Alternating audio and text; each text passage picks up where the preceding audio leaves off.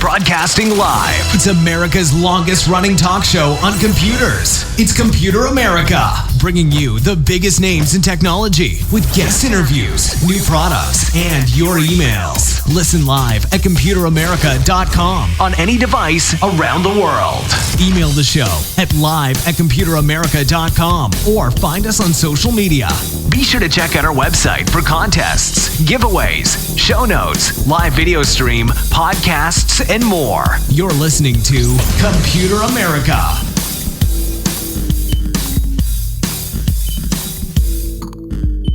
Hello and welcome to the Computer America Show. We are the nation's longest running, nationally syndicated radio talk show on computers and technology. Thank you for joining us. I'm your host, Ben Crossman, and everyone out there, hi, hopefully you're doing well, you're having a great day, and you are ready for some, hey, you're ready for some Computer America. Today on the program, it's an entire show dedicated to computer and technology news. We have a ton of stories, and like usual, we try to keep the coronavirus news to a minimum. There are some that snuck in, but hey, we're going to do our best, of course. So with that said, everyone, let's go ahead and get the just get the basics out of the way, and then we'll go ahead and continue on from there. So first things first, computeramerica.com. If you want to check that out, you'll find reviews, you'll find stories, you'll find links, you'll find past shows, future shows, podcasts, and more. All that at computeramerica.com. Also find us on social media at Computer America. And on top of that, hey, you can find anything that we do on Computer America right there. We should also mention, find us at Computer America on any social media. We should pop right up. And then on top of that, if you want to check out the live video portion, it's we are primarily radio. We'll go ahead and admit that. But hey, if you want to check out the video portion, check us out, twitch.tv/Computer America. I don't really mention that enough, but and also, hey, it's right there on the homepage as well. So all that and more, computeramerica.com. Check that out. So with that being said, let's go ahead, get started with computer and technology news, and then we'll have fun with it. So everyone, here we go. Computer and technology news brought to you by Computer America.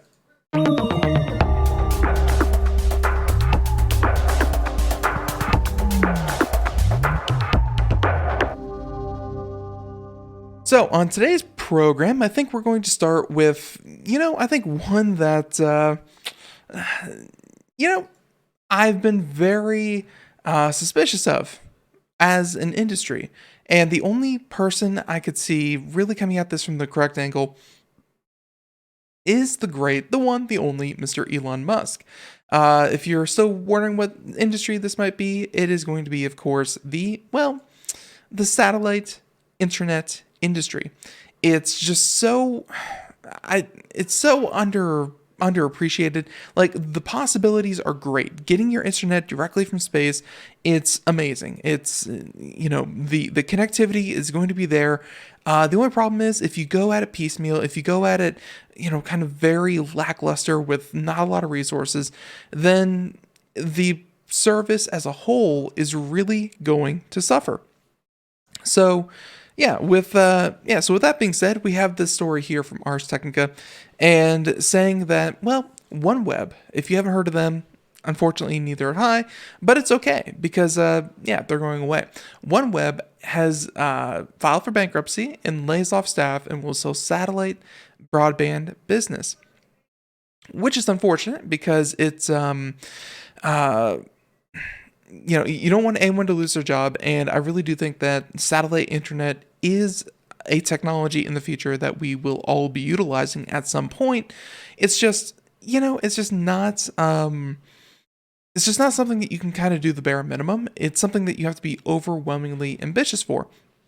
And unfortunately, not not a lot of companies can raise the kind of capital that they need to really do space correctly. It's a massive undertaking, It's one thing to bury a fiber optic cable through a neighborhood. It's another one to put up orbiting satellites and enough of them to cover a large enough area and to give you that continuous low latency connection. So OneWeb has filed for bankruptcy and intends to sell its business, bringing an abrupt end to the company's plan to offer high-speed satellite internet around the world. That was the plan. Obviously, it didn't go through. They said that it voluntarily filed for Chapter 11 under the U.S. Bankruptcy Code and intends to use these proceeds to pursue a sale of its business in order to maximize the value of the company.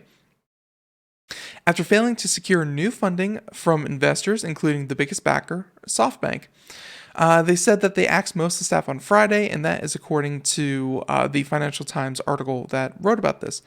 So, unfortunately, most of the employees were laid off, but here we have another example of satellite internet just being a little bit ahead of its time. And hey, the time is coming soon.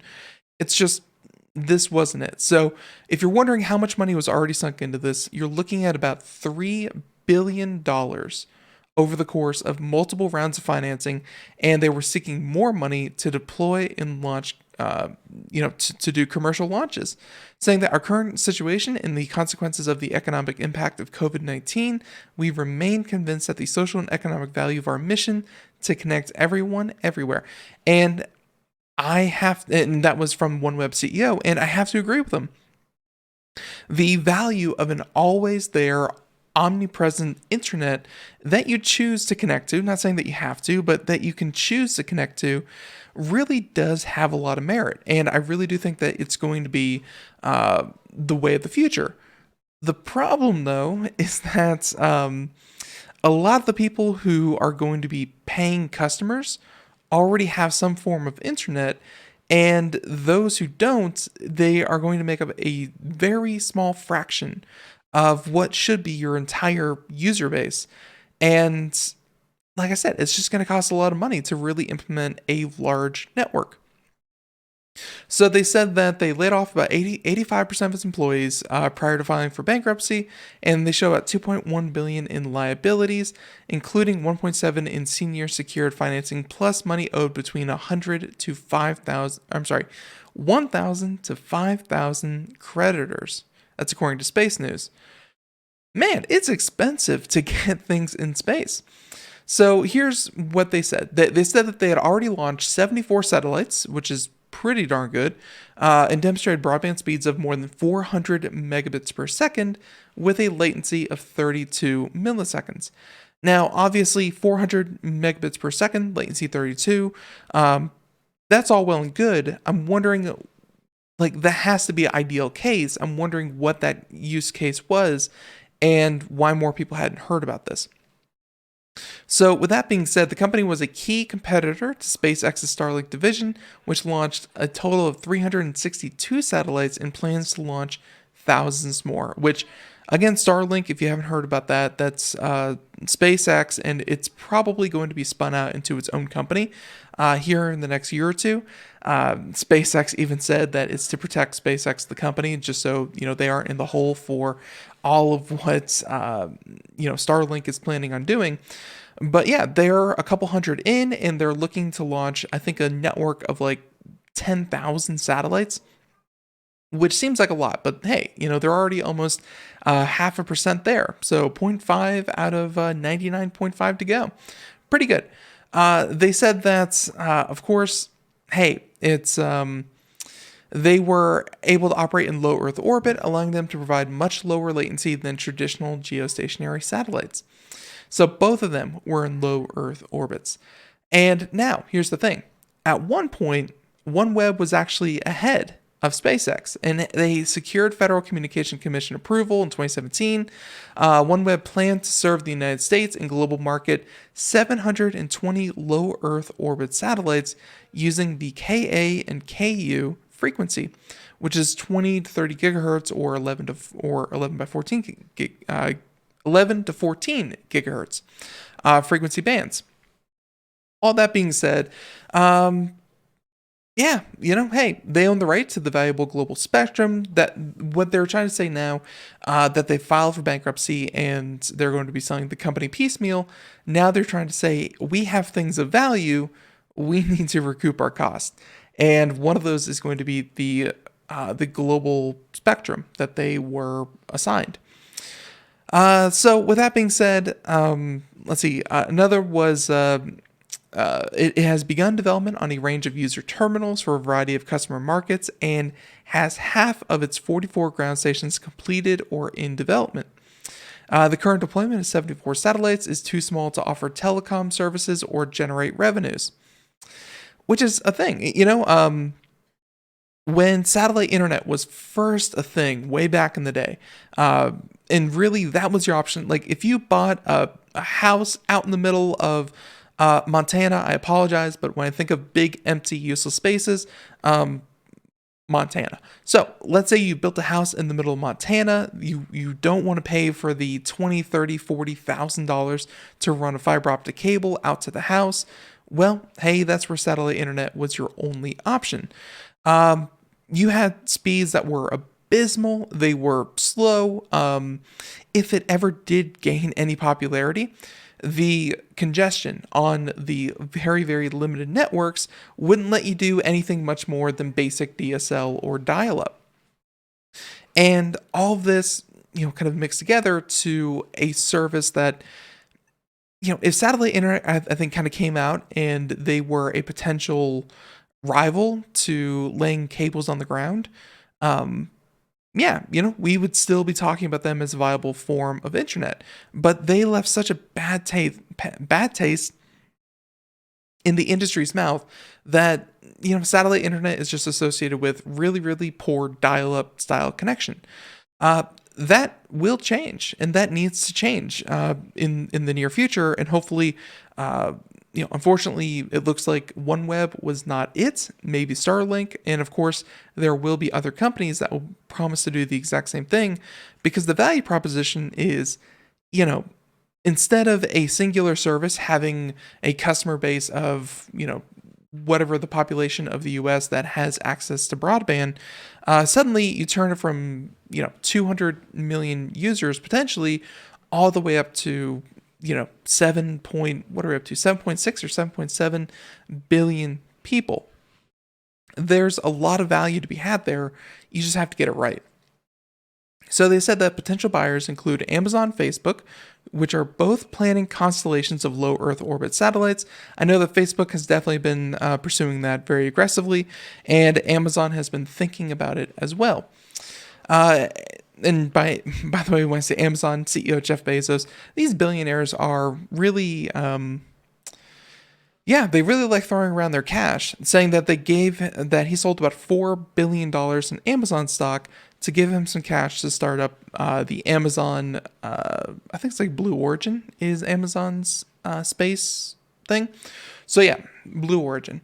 OneWeb said that it has seen significant early global demand from governments and leaders in the automotive, maritime, enterprise, and aviation industries, but investors' willingness to fund the company evaporated in the midst of the pandemic. This whole, and of course, everything's going to come back to coronavirus in the news lately, but this whole coronavirus thing has really, kind of shown us that which companies can really stand for 2 or 3 months under extreme pressure, and I mean extreme pressure, and which companies are just going to have to, kind of call it quits after just a couple of months of, having to carry their own month-to-month expenses. And looks like OneWeb was just one of those, OneWeb was just one of those services. So there you go. OneWeb, we hardly knew you. Now, this next one, I've been keeping a kind of a close eye. Whenever a story comes up, I usually tend to read it because it's pretty interesting. The Internet Archive offers 1.4 million copyrighted books for free online. So yeah, here's the thing. Now, if you didn't know this, the largest repository of books is not the Library of Congress, is not anywhere else. It's Google.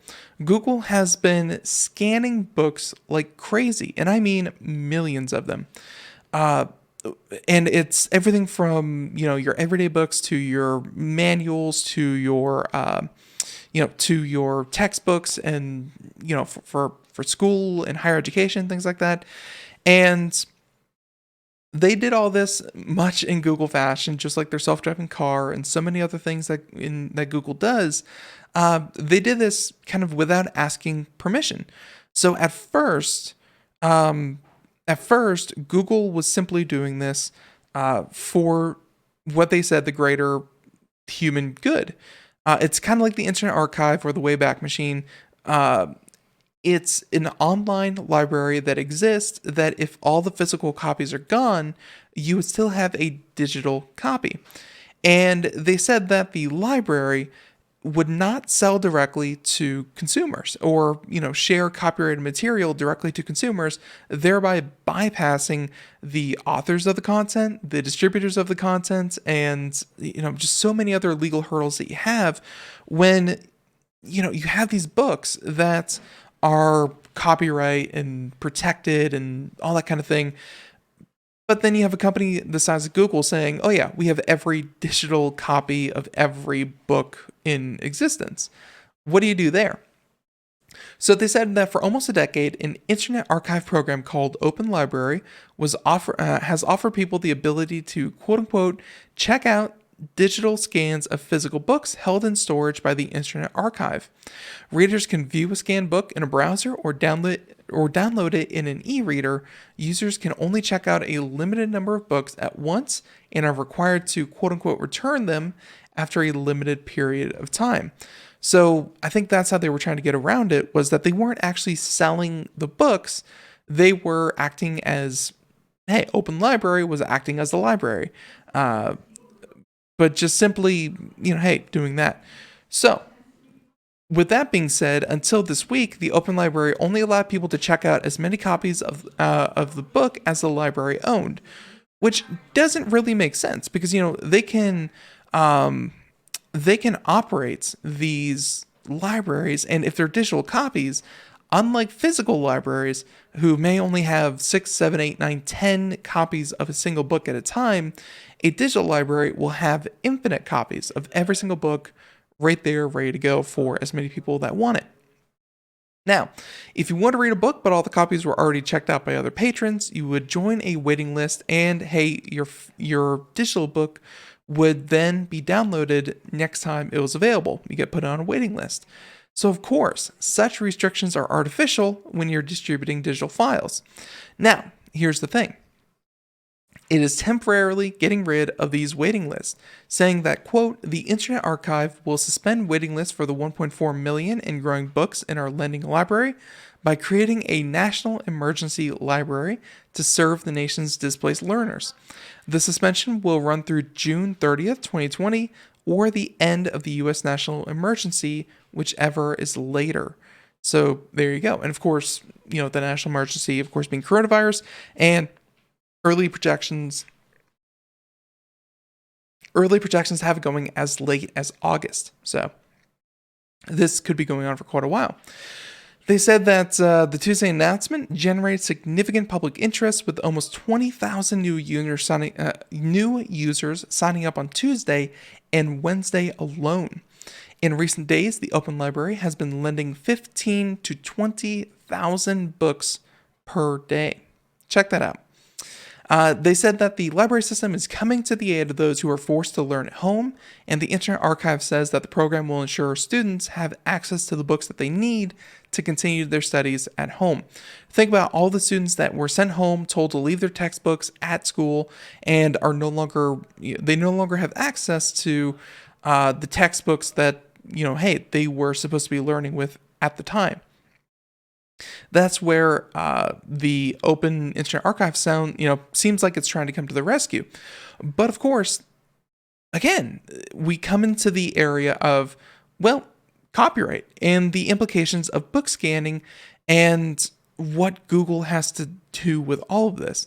So they said that in 2005, the Authors Guild and the Association of the American Publishers sued Google over its ambitious book scanning program. I told you about that. The Authors Guild were very incredulous that even though Google, they may have paid for a singular book, and then Google turns around and makes a copy of the book and then is able to then lend out even a digital copy. But as we see right now, if they only bought one copy of the book, they would normally only lend out one copy of the digital book.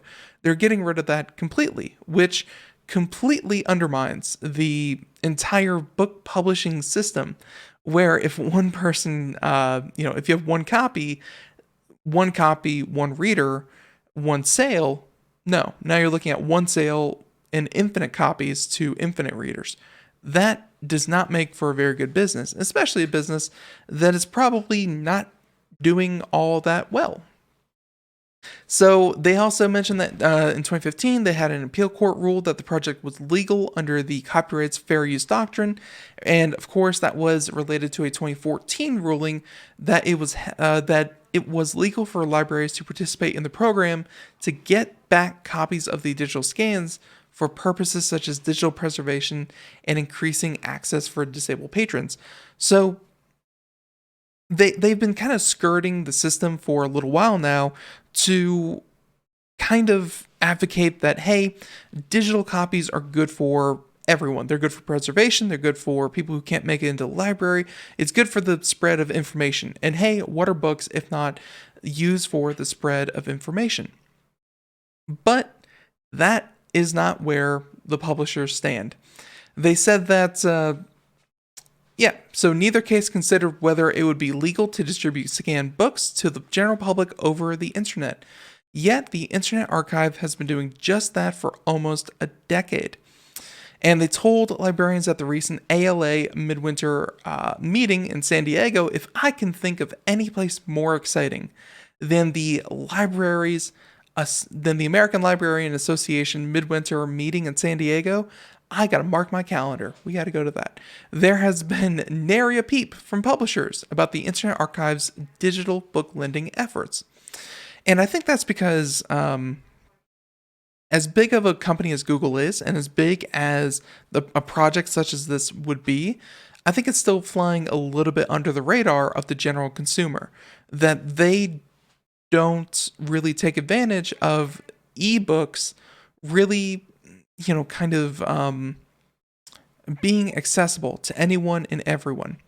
So with that being said, they said that one of the closest analogies might be the music industry, and that would be a lawsuit against the Redigi, an online service that lets users resell digital music tracks that they had purchased online. Copyright's first sale doctrine has long allowed people to resell books, CDs, and other copyrighted works on physical media. Redigi argued that the same principle should apply to other digital files, but the court didn't buy it. In 2018, an appeals court held that transmitting a music file across the internet created a new copy of the work rather than merely transferring an existing file to its new owner. That means that the first sale doctrine did not apply. You can see how this gets very confusing very quickly. So essentially what they're saying there is that this is, if you bought a CD, you were able to then resell that CD without giving a cut to the original, makers of the music. It's your CD, you sell the CD. If you bought a singular copy of a digital piece of music and you then use something like Redigi, which allowed you to sell a digital copy, and they had to have some kind of checks and balances in the system, but it gets very confusing because, you bought it once, but then does that give you permission to very easily sell it multiple times after you first bought it? Um, yeah, and they're arguing that books definitely fall under that umbrella. So, with that being said, I think that both sides of this argument, though, they really sum it up very, very nicely here at the end, saying that no one seems interested in a legal fight.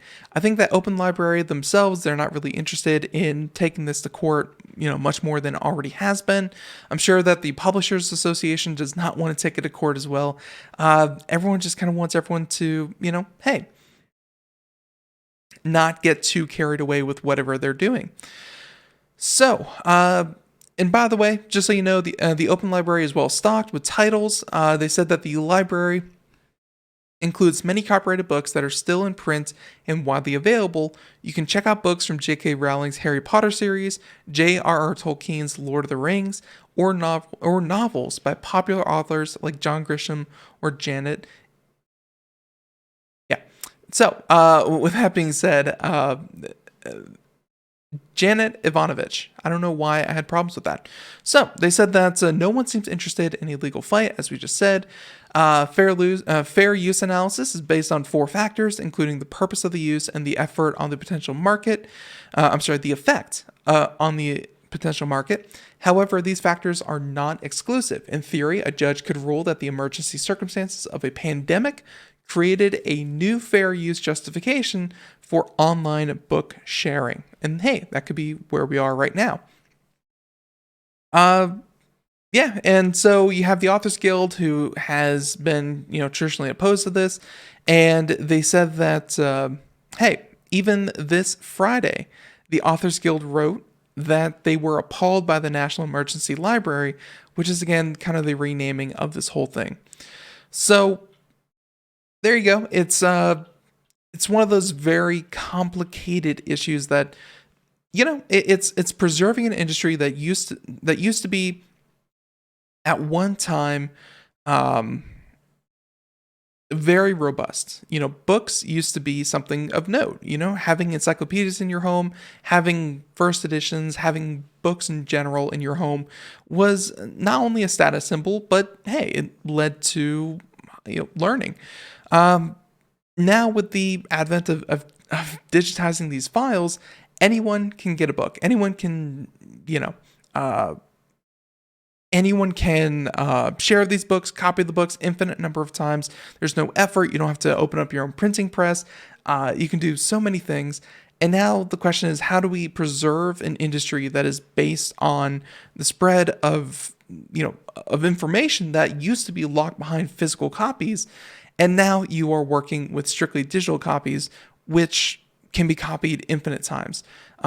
Artificial scarcity had value, and now you have to apply that value to the thoughts on the thoughts in the work themselves. That's what you have to copyright, not just the physical form of the book, but of course now the copyright within the book. So I don't know. It's gonna get a little messy, but I guess if there's one thing you can walk away from all of this, it's of course that the Internet Archive has the National Emergency Library. And if you'd like to check that out yourself, legal matters aside, National Emergency Library, or archive.org/NEL for the, again, National Emergency Library. Lots of books and, really 1.4 million books available. If you're bored or you really want to check out some books, this could be a great way to do that, especially if you have an e-reader available to you. So there you go. Okay, so let's go ahead and continue on here. I think that our next story, hey, about to head into story number 3. We're making great time. This one made a lot of news, and I'm not sure why. I'll be honest. I don't really know what Dark Sky app is, but here we go. Apple, yeah, that Apple, the one that makes iOS, and of course, hey, it's Apple. Apple buys Dark Sky weather app. There you go. The Android and Wear OS apps will shut down on July 1st. So, Android, Wear OS, Dark Sky is away, and now Apple will be the exclusive weather app for Apple, I assume. They said it's highly regarded for its radar maps and accuracy of its hyperlocal by-the-minute weather predictions. It'll still be available on the iOS store, as you might expect, but the Android and Wear OS versions will shut down on July 1st. You'll no longer be able to download the app on those platforms, and people who are still subscribed to the service when Dark Sky pulls the plug will receive a refund. So don't worry if you've paid for it. Hey, you're going to get a refund. Dark Sky's forecast maps and embeds will keep working on the web until July 1st. The website will stay online after then in support of API and iOS app customers. As for the API, it will remain active until the end of next year. But they won't let anyone else sign up. So if you know a service that was pulling from Dark Sky, well, there you go. They said that, quote, our goal is to always provide the world with the best weather and information possible to help as many people to stay dry and safe, and to do so in a way that respects your privacy. There's no better place to accomplish this than Apple. We're thrilled to have the opportunity to reach far more people with far more impact than we ever could alone. Essentially what they're saying is, hey, Apple, thanks for the big old check. And hey, they're going to cash it. It seems likely that Apple will use Dark Sky in their know-how to bolster its own weather app. Apple has used data from Yahoo and the Weather Channel to power the apps over the years. And by the way, the Apple Weather app, and right there at the bottom in the logo, it says brought to you by the Weather Channel. The Weather Channel itself, I know, was just a rehashing of weather.gov, little known fact. Weather.gov has a lot of charts and indication.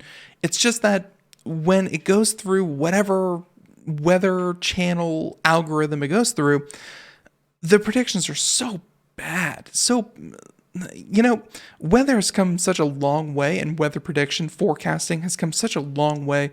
I'm hoping that Dark Sky can, really, really improve the native Apple weather experience, because right now, iOS users are woefully underserved when it comes to the Weather Channel app that kind of comes pre-installed. So here's hoping it gets better. And Dark Sky soon will be available only to iOS. If you're currently using that on Android or Wear OS, you'll be getting a refund. So there you go. Let's talk some hardware. And this one has been, overshadowed, just like everything has with the coronavirus. But check this one out.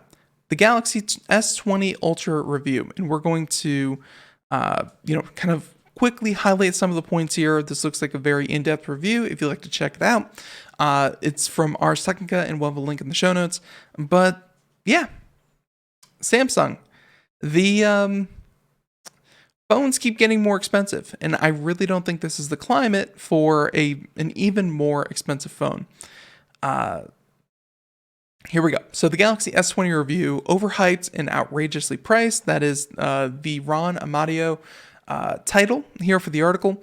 And yeah, they said that Samsung never changes. The company flagship smartphone strategy has always focused on designing for marketability rather than the end user experience. And the result has always been devices with gigantic spec sheets, gimmicky new features, and questionable user benefits. Saying that if it demos well in a Verizon showroom or helps win an internet spreadsheet comparison, toss it in. And so what they mean by that, it could be something as simple as, throwing in, I don't even want to say like a little bit faster processor, either in like thinness or weight, IP68 rated, that kind of thing. Everything is going to be just as awesome as it can be, but that's going to come at a price. It's going to be like a showcase of the best, but not necessarily what consumers are asking for. So they said that all the features of the Galaxy S20 offers, the camera has an industry-leading 100 times zoom, saying that it's actually a 4 times optical zoom, which is twice as good as what Apple currently offers. So that's something. And the camera autofocus is terrible, as he said. And by the way, so that 100 times zoom, all digital, and that's not what you want to hear. Like the 4 times optical zoom, great, wonderful. The 100 times zoom, digital zoom, is all software foolery. So there you go. There's a 120 hertz display, 1440p display, and they said that, and you can of course have the 5G connectivity, but obviously 5G, and once again with coronavirus, you will not be getting 5G this year. I can almost guarantee you that. So the article goes into some of the some of the basics. They say that the build quality is, well, just what you expect from Samsung, which is great. It has a glass front, glass back, fingerprint magnet, and of course all these kinds of things. Hey, it's what you expect. But I wanted to scroll down here, and like he said, it's probably going to beat out on these spreadsheets, and you can see here all the way to the Samsung Galaxy S20 Ultra. Man, this thing is just chock full of really amazing specs. 3200 by 1440 resolution. It's an OLED screen, as you expect from Samsung. It's still using the 2.84 gigahertz Qualcomm Snapdragon 865. Seems to be kind of the flagship for smartphones out there. 12 or 16 gigs of RAM, 128 or 512 gigs of storage. It has AC/AX, so that's like Wi-Fi 6 or 7 that is available to it. Let's see. So trying to see anything else. 108 megapixel main camera, 12 megapixel wide angle lens, 48 megapixel telephoto with 4 times optical. A lot of companies out there only have 2 times optical. And so, yeah, an industry leading camera, but at the same time, who's asking for a camera that good on a phone like this? It also comes with a 5,000 milliamp battery and a 45 watt charging. So it's going to charge quick and hold a lot of juice. Here's the thing though. Where the old Samsung and the old iPhone used to run you, I think they started at like $1,100. And then you could, gas them all the way up to like $1,450, I think was about where these things topped out at. Now you're looking at a price of about $1,400 minimum. And of course, that's for the top, the Galaxy S20 Ultra, $1,400 minimum. And then if you add in all of these specs and you go up in storage and you go up in all these different things, you're probably walking out of there with $1,700. Which I've had thoughts on cameras in the past, or cameras on phones in the past. We are demanding more and more of our phones every single time that we upgrade. Phones are not, being displaced by desktop computers. In fact, they're doing the opposite. Phones are taking over a lot of our day-to-day computing needs.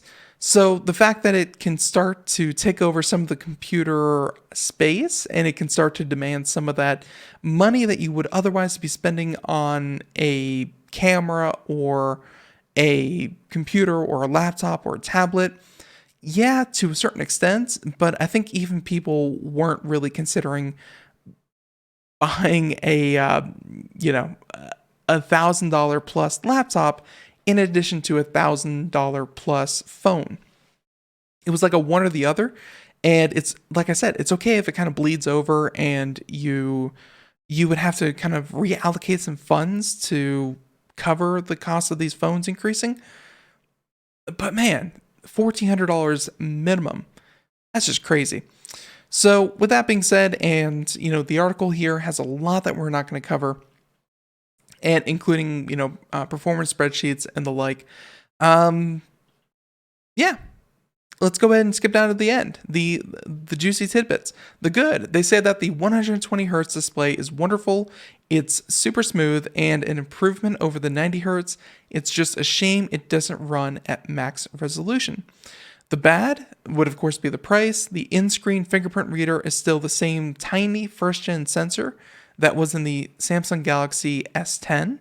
The cameras are a mess, focus is slow and frustrating, and you'll miss shots waiting for it to catch up. The overhyped 100 times zoom is a smeary mess of pixels, which, okay, when you zoom in 100 times, people may not realize this, but they will if they ever get their hands on one of these things. When you zoom in 100 times, that means every little micro movement of your hand is going to be magnified by 100 times. It's one thing to hold your phone up and, kind of just barely hold it still and you wouldn't really notice. But then when all of your hand movements are magnified 100 times over, every video that you shoot with 100 times zoom is going to look like an earthquake, unless you have some kind of, hardware equipment for it, like a tripod or a stand. And even at that, people aren't going to have that because, hey, it's just a phone. It's just a phone camera. So, yeah, it's the author here calls it overhyped. Yeah, it was it was pretty unnecessary to begin with. They said that the phone comes with a lot of bloatware, even on an unlocked phone, including unremovable Facebook and McAfee apps.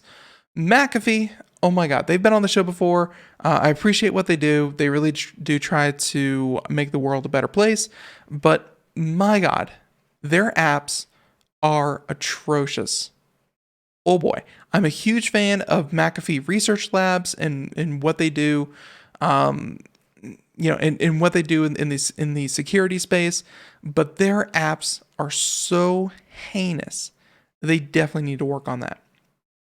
So the Galaxy S line was the last gasp for the headphone jack. With the S20, it is truly dead. So no headphone jack. I don't know if that's a good or a bad thing. I think it's just an obvious thing. And then the last one, Samsung's typical terrible update policy looks even worse when you're paying $1,400 for a phone. So there you go. Like I said, this whole review is much larger, and we'll go ahead and throw it in the show notes. But yeah, since we didn't actually check it out ourselves, that's about as close as we're going to get to it. Pretty interesting. So let's go ahead and continue on. And let's see, we have a couple here about Zoom, and I'm interested in this one. So Zoom is being sued, and Zoom, of course, being the new favorite video conferencing system, being used by really everyone all over the country. And Zoom, check this one out, is being sued for allegedly handing over data to Facebook. It's one of these things that, as someone who really does follow the tech industry at large, I kind of look at this and go, really? Like, they're being sued for something that everyone does. And if Zoom is guilty of this, then, man, so many other people need to look up themselves. Zoom is being sued for allegedly handing over data to Facebook. Again, that's the title of the article. And this coming to us from Business Insider. And they said that a Zoom user has filed a class action lawsuit against the video conferencing company for passing on data to third parties like Facebook without properly notifying user. Although, yeah, I mean, all right, so there's a couple things here, but let's talk about them in just a minute. The suit was filed in California court on Monday and notes that Zoom's share price has soared in recent weeks due to coronavirus pandemic forcing people to increasingly work from home. The person alleged that Zoom didn't safeguard the personal information of the increasing millions of users of its apps and video conferencing platform, saying that, quote, upon installing or upon each opening of the Zoom app, Zoom collects the personal information of its users and discloses, without adequate notice or authorization, this personal information to third parties, including Facebook, invading the privacy of millions of users. So, Yeah, I mean, yeah, it happens all the time. I guess one of the problems here is that Facebook is really behind so much of the services that we use. Every time you see one of those login with Facebook buttons, that means that there is an SDK out there. There's an API built into whatever application that you're using that connects it directly to Facebook. And they have an agreement that they're going to share information. And admittedly, hopefully when you log into Facebook, that's when that sharing starts. But I can completely see where that API would go a step further and just automatically start talking with Facebook as soon as a user does that, so that at any point that user can sign in using their Facebook account or connect them with their Facebook friends, or any other integration that Facebook can have with Zoom. They want that to be ready to go at a moment's notice, and that's where that continuous sharing of Facebook happens. So, Zoom did not immediately respond with a comment about this, but I do remember that they removed the code from its iOS app to stop sending data to Facebook. That means that they took out the API. And why I say this is interesting is that companies will, when you're first starting out, when you're not the number one app in the country and you're not skyrocketing and your stock price hasn't, doubled or whatever in the past couple of weeks, when you're not the favorite child, you have to be as accessible and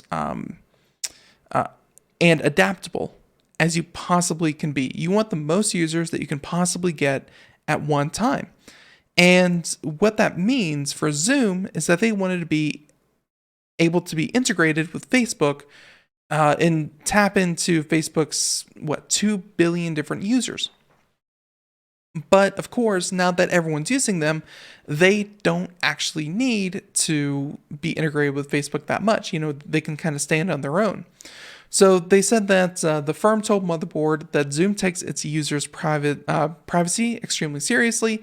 We originally implemented the login with Facebook feature using the Facebook SDK in order to provide our users with another convenient way to access our platform. However, we were recently made aware that the Facebook SDK was collecting unnecessary device data. So, yeah, that's what. So Zoom is essentially repeating what I just said, or I'm repeating what they said. And what that really means is that why is Zoom getting sued for what Facebook is doing behind the scenes? It seems like Facebook has been doing this for a decade. If you want to take someone to task, obviously Zoom has a responsibility to its users to, let them know where their private information is going. But at the same time, Facebook, kind of like they said in the statement, Facebook was collecting unnecessary device data.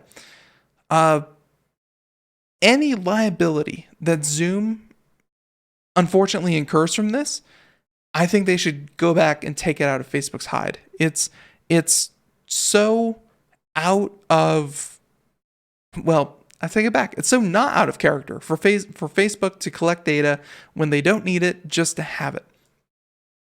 So they said that Zoom is also under scrutiny for more generally for its privacy and cybersecurity practices, which experts told Business Insider have historically been questionable. During the recent surge in usage, Zoom has also struggled with trolls dropping into calls and sharing graphic and upsetting images, otherwise known as, Zoom bombing. So, yeah, Zoom is not the perfect system, but it's very convenient. Now, when you combine convenience with technology, you give up privacy and security. Zoom is super convenient, but it's also going to be super accessible to everyone, for better or worse. There has to be a balance. I think if they did everything that, if they did everything that every cybersecurity research firm said that, hey, here's what you should do, their product would not be usable. in its current form. So they made some they made some decisions that are coming back to haunt them. I'm interested. I'm interested to see who's going to be at fault here. It feels like it should be Facebook for taking the data without permission. But of course, the buck should stop with Zoom, as in, hey, it's their product, it's their users, and it should be their responsibility to, handle it. So this next article, coronavirus. What are you going to do? This next article coming to us from BBC News, and I've seen something about this floating around before. Check this one out. It's actually pretty interesting. The idea of an app that will trace the virus and the people that you've come in contact with. Now, from a privacy scenario, this is the ultimate horrible idea. There are not many horrible ideas that reach this level. Like this is top tier. This is tier 10 out of 5 for worst tech ideas that you could possibly have. But it's interesting, and in a situation as extreme as the coronavirus, hey, people are going to have this conversation. Coronavirus, UK considers virus tracing app to ease lockdown. They said that the location tracking tech would enable a week's worth of manual detective work to be done in an instant. But the academics say no one should be forced to enroll, at least initially. And that's how they get you. It's an opt-in, and then suddenly it's an opt-out, and then suddenly, you're not allowed to opt out. So UK health chiefs have confirmed that they are exploring the idea. National Health Services X is looking at whether app-based solutions might be helpful in tracking and managing coronavirus, and we have assembled expertise from inside and outside the organization to do this as rapidly as possible. That was a quote, said the tech-focused division chief, Matthew Gould. When they said that they're interested, I can see why. And they even have a little chart here to show how it would work. But hey, this is bad idea. Bad idea number one. They said that, and here's how it would work. Saying that, let's say day one, the app tracks location and QR barcode scans. So it's you and another person at home. You and a spouse. You log yourself at your home, and that's where you are. And then you walk onto a train, you scan a QR code, and hey, suddenly Ben is now on this train at this time at this place. They go to work. It tracks your location. It says, this is my place of work. These are the colleagues that I come in contact with. That contact sharing would probably happen through some kind of Bluetooth or other kind of app that would share contact information with those in your immediate vicinity. And then you would then scan the barcode to get back home onto the train. And then you would go back home. So, it would have your home, your place of work, how you travel, all these kinds of things. Now, let's say Ben has tested positive for the virus. They could then say that, hey, your spouse who's living with you at home has the virus, or, has been exposed to the virus. The people who were also tagged on the train ride with you are then exposed to the virus. Your colleagues who you work closely with are then exposed to the virus. And hey, all of them are close are close contacts who are advised to either stay quarantined or get tested. And then you have other contacts who, let's say, rode on the same train, or rode on a train at a later time, or are colleagues that you never really have any kind of FaceTime with. They would be at much lower risk, and they would just have to make sure that they wash their hands or something like that. Essentially, by testing people after the fact, having that paper trail of where you've been, who you've been in contact with, and that kind of thing, Yeah, imagine how helpful that would be in a situation such as coronavirus, where you need to go back and say, where have you been for the past week? And, who have you been in contact with? All that kind of thing. And then send out some very vague notices that someone was found here, here, and here, and you need to do this, this, and this. Instead, you get a text message saying, hey, you were potentially exposed, take these steps, self-quarantine, and you're good to go. And instead of this entire society-wide idea of quarantining everyone as much as possible, you only quarantine those who have been kind of close to someone who's infected. If you shared a plane with someone, if you shared a car ride with someone, if you shared someone who has tested positive, and you could trace it back and let everyone know who has been in contact with that person over the past week, hey, these people need to be careful. Everyone else, go about your daily lives. The impacts of something like the coronavirus would be much less substantial and potentially much less dramatic, because then you could have people saying, hey, I'm infected, I can't come in, this is the way of life.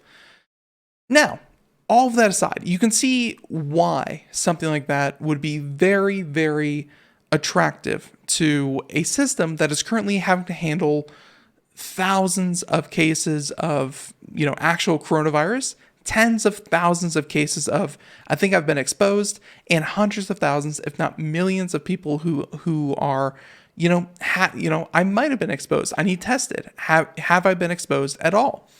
And, and on top of that, hey, everyone, you have no way of getting a handle on who has or who hasn't, and it's just going to continuously spread within the community. All that could be curtailed to some extent using an app. Now, here's the thing. You can get really aggressive with this, but what are you really giving up when you sign up for a system like this? And, it looks like the UK has been preparing its own rollout of its own contact tracing app. And this paper by scientists who are close to the government reinforces what a vital role it could play. But at the same time, that would completely destroy this fundamental idea of society that, hey, you can remain anonymous, that you can walk out your door and as much as you possibly can, I could walk down the street and no one has to know who I am.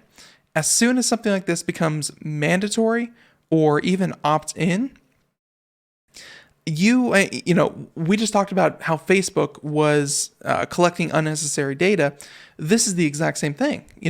It's collecting all data on everyone that you have come in contact with, of who you are, under the guise of, hey, this is going to prevent COVID-19. But what if you only have 100 people who actually contract it and you get in time and you're good to go, but then you're tracking millions of people day by day, who they are, or, who they're with, what they're doing. It's such an amazing infringement on privacy. And again, when the government is staring COVID-19 in the face and they, the National Health Services have to deal with this massive pandemic, I can see why something like this would be attractive. But looking beyond it, and I know that's hard to do, but looking beyond it, it is such a horrible, horrible idea. And once a technology like that is given the green light, it would be hard for any government, any regulatory body to give away that power. This is why you really appreciate Morgan Freeman's character in Batman when he was able to map out the entirety of Gotham and track every single person. And then he said, no one should have this power. And then he destroyed the entire system. Well, same kind of thing. I don't think there's going to be a Morgan Freeman within the UK government to kind of pull the plug on it once this whole thing is over.